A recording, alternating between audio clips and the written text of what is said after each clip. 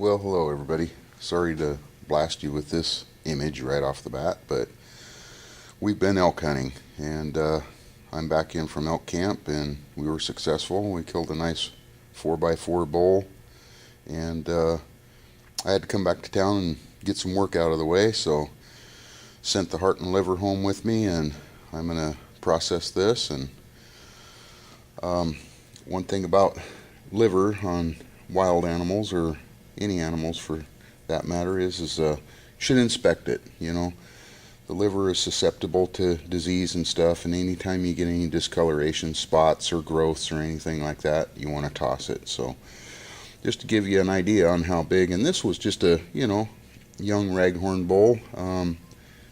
Like I said, he was a 4x4, but look at the size of this. Look at the size of his heart.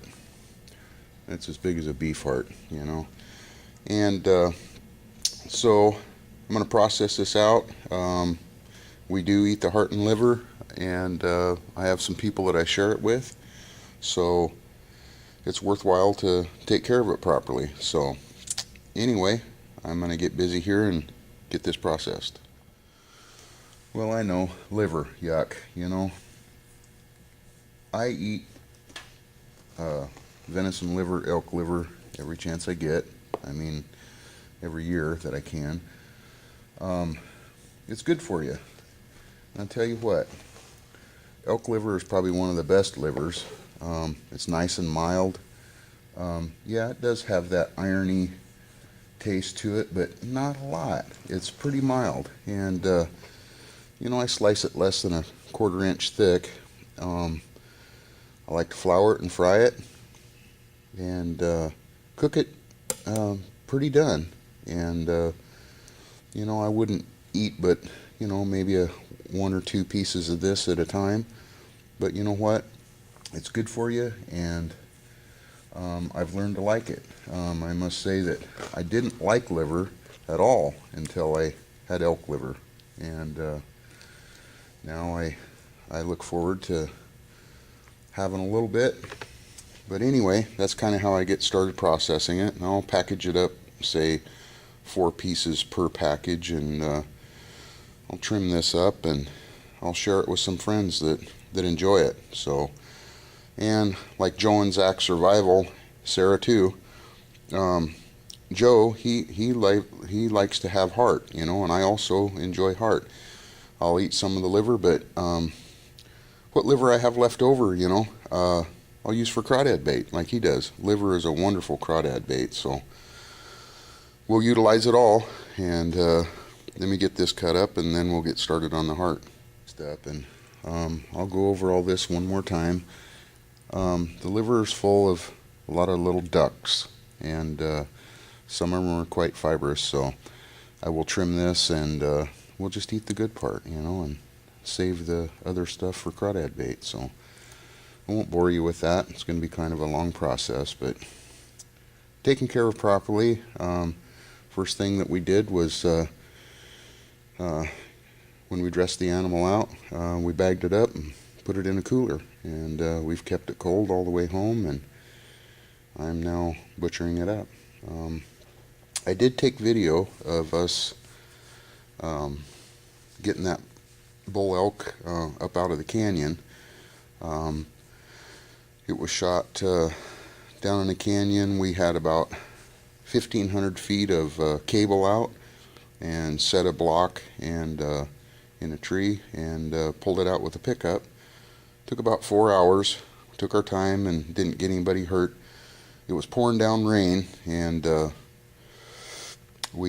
did video it, but I'm having a tough time retrieving that off my camera. So let me see what I can do about adding some pictures or some video with this.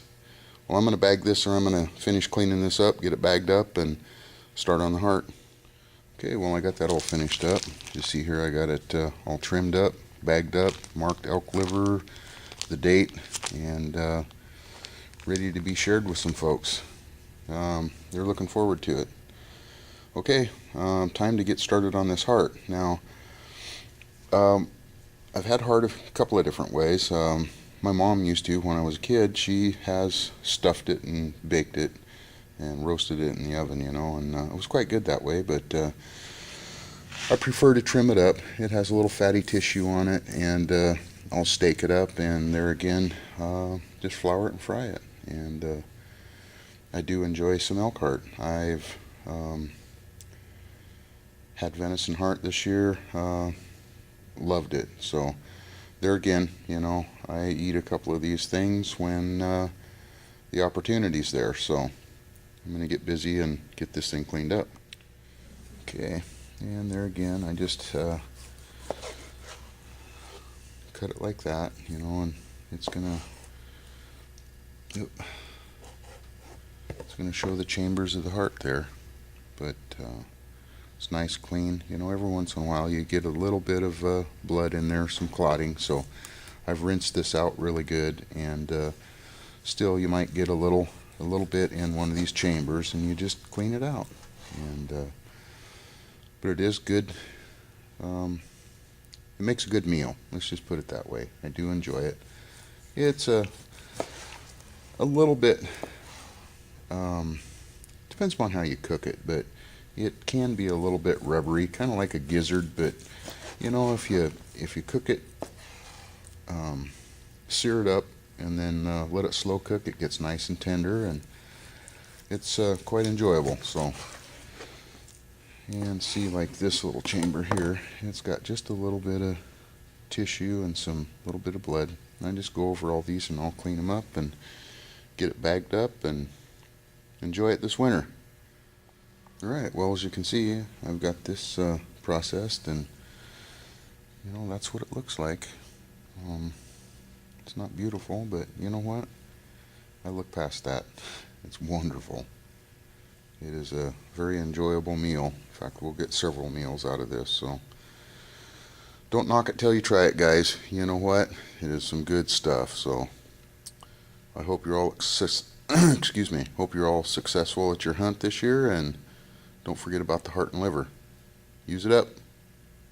Over and out. I'll try to get some video or some pictures of the bull, and see if I can get those retrieved off the camera. So anyway, good luck hunting, guys.